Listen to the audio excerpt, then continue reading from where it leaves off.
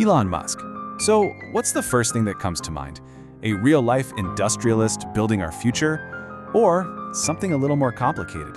The headlines paint a pretty wild picture, but the reality is way more complex. To really understand the guy who's shaping everything from our cars to our future in space, we have to look at what actually drives him. Let's just start with a number that's kind of hard to even wrap your head around.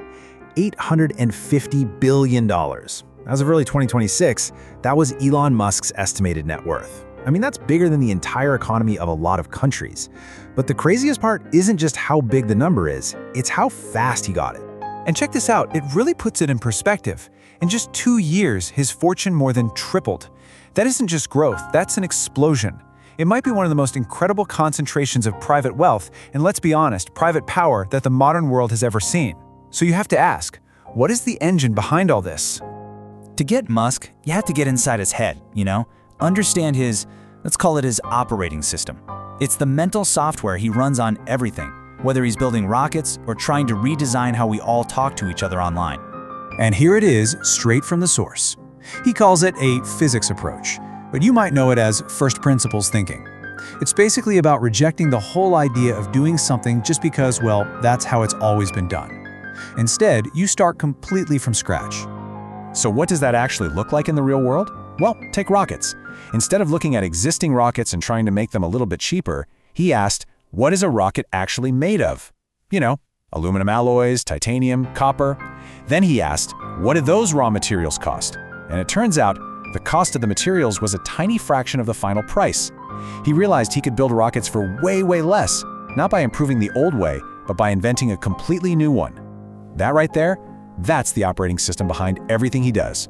But this massive empire didn't just appear out of thin air. Nope, it was built on some really smart, really early wins way back in the first dot-com boom. So he co-founds this early internet company, Zip2, then rolls that money into an online payment company called X.com. You probably know it by its later name, PayPal. And when eBay bought PayPal back in 2002, Musk walked away with over $100 million. Now, for most people, that's the end game. For him, that was just the seed money he needed to start thinking bigger, like planet-sized bigger. And this is where his whole strategy gets really interesting. He didn't just start a bunch of separate companies. He started building this interconnected ecosystem, a Muskonomy, if you will, where every single piece is meant to support this huge overarching vision for where humanity is headed. And at the absolute center of it all is SpaceX, now merged with his AI company, xAI. Together, they're worth a mind-boggling $1.25 trillion. And the goal isn't just launching satellites. The stated mission is to make humanity a multi-planetary species.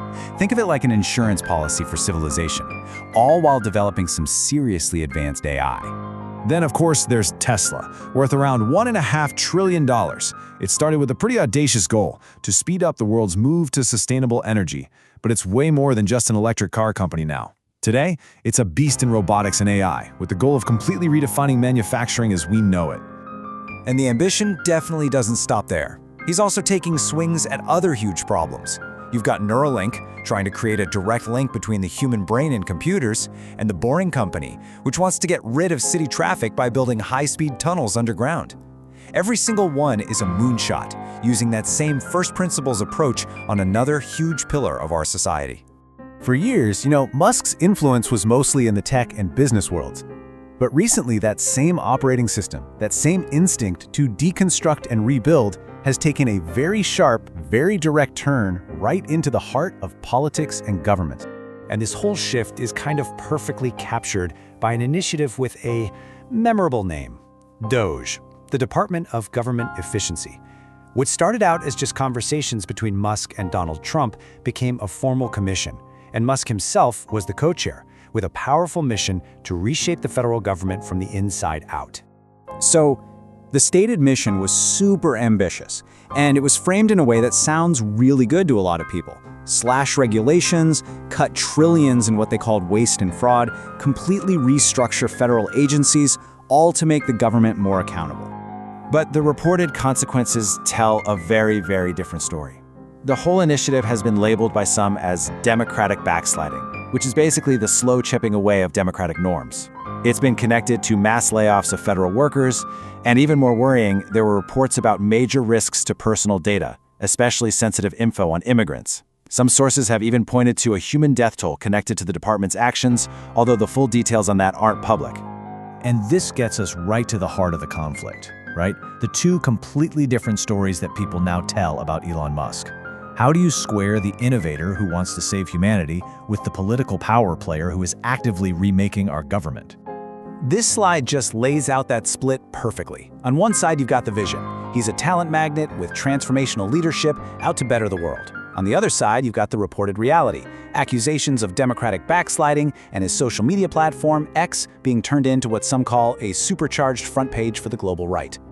The argument for Musk is that he's this unique, singular force. His supporters see him as a kind of gravitational force, pulling in the smartest people on the planet to solve our biggest problems and creating this culture of insane innovation that nobody else could possibly replicate. But the counter-argument sees it all through a political lens. I mean, look, his purchase of Twitter, now X, has been a financial disaster by pretty much every measure.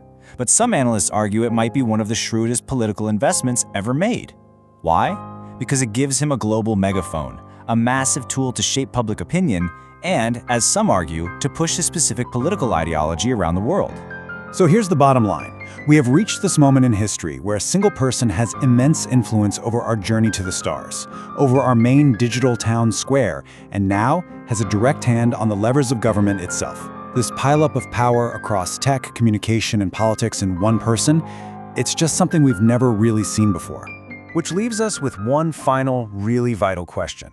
When that much power over our future in space, our conversations right here on Earth, and the actual structure of our government is all held in the hands of one person, what does accountability even look like? And who gets to decide?